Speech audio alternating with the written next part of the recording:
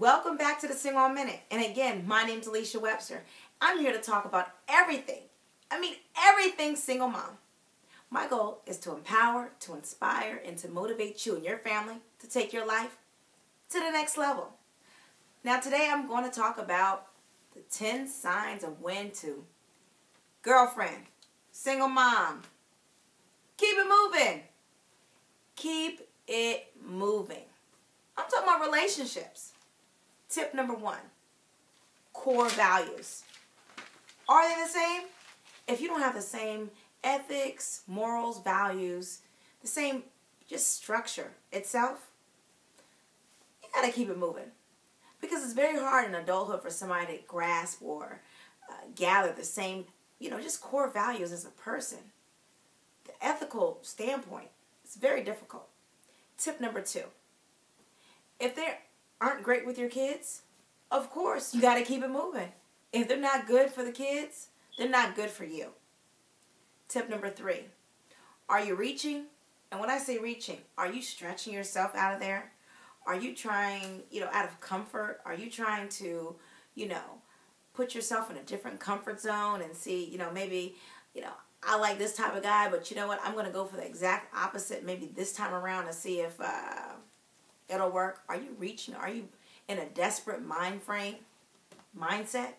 You need to keep it moving. Tip number 4, he may be a nice guy, but nice guy doesn't mean good guy or good for you and your kids.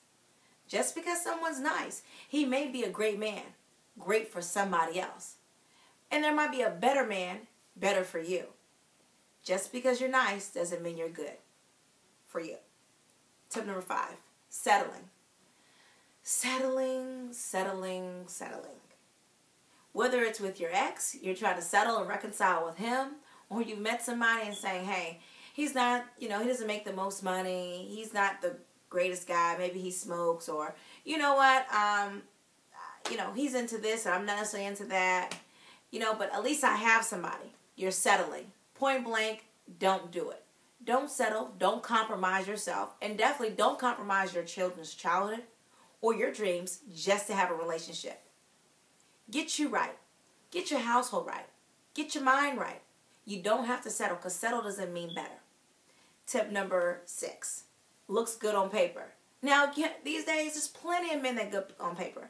They're making 6 figures. They have a 401k. He's a homeowner. He has 2 cars. He has a job. He's getting his master's. Just because you look good on paper doesn't mean he's good for you. You got to keep it moving. You want a great guy? Yes. With goals, aspirations, and everything else in between. But you don't want somebody that looks good on paper, and guess what? He's mean, he's rude, he's abusive, and he's not what you need. He's just what you want. Tip number 7, looking for somebody that's opposite of your ex. Just because you're ex and you didn't work out doesn't mean you have to go completely opposite. Just because he likes football doesn't mean you have to go with somebody that likes baseball.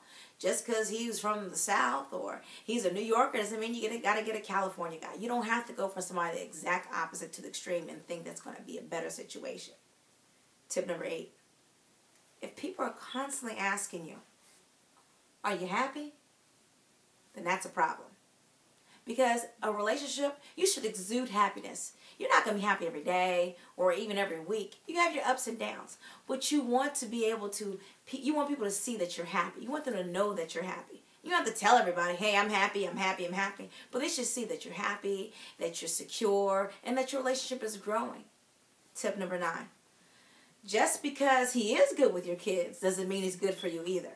Yes, earlier I said if they aren't good with your kids, keep it moving. But just because somebody's good with your kids, you have a lot of grown kids out here. Meaning men that are great with kids, but they're not great partners. They're not great in relationships. You have some men that are better husbands than fathers. And you have some men that are better fathers than they are husbands. Or even just companions or boyfriends. Understand that. And tip number 10, when you know, you know. You don't have to second guess it. It's not in the back of your head. You don't have the what ifs. Why, maybe, maybe not. You don't have all the variables. You know if it's right. And if it's right, embrace it. Do what you got to do to not keep it moving, but keep it there in your life without compromising yourself. Now, ladies, last but not least, I just want to tell you, I don't want you in your life. And also I'm speaking this into my life. I'm speaking what I would do in my life, and I would tell my girlfriends or anybody that asks me for advice. Don't prolong the inevitable. You will lose so much of your life. There are plenty of women that know, hey, this is dead end. It's over. It's been over. And they're staying for the kids. They're staying, just because the rent's paid. They're staying just because they're trying to finish this last 2 years of school. They're staying despite the abuse because they want to have that traditional family set and saying, hey, at least we are together. He hasn't married me, but we're together. No, it's not okay.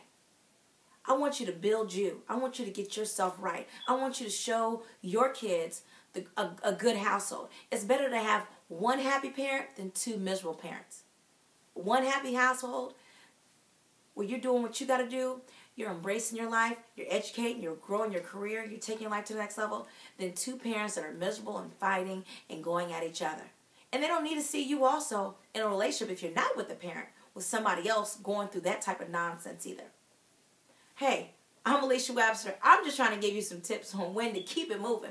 Hey, keep it moving. K-I-M. I'm going to call you Kim. I'm going to tell you to keep it moving. And if it's not right for you, it's not right for your kids. Keep it moving, girl. Once again, my name's Alesha Webster, and I'm here to talk about everything. I mean, everything single mom. My social media link is right here. My email, my Facebook, my Twitter. I want your feedback. I want to know what you're thinking about. I want to know when you knew it was time to keep it moving. I want to know when you had enough. And you know what? It's time to have enough. If it's not right, keep moving. Don't waste your life. Don't waste your time. Grow. Learn. Figure out. Explore. But do you. Do these kids. Make it happen. Once again, I'm Alesha Webster, and thank you.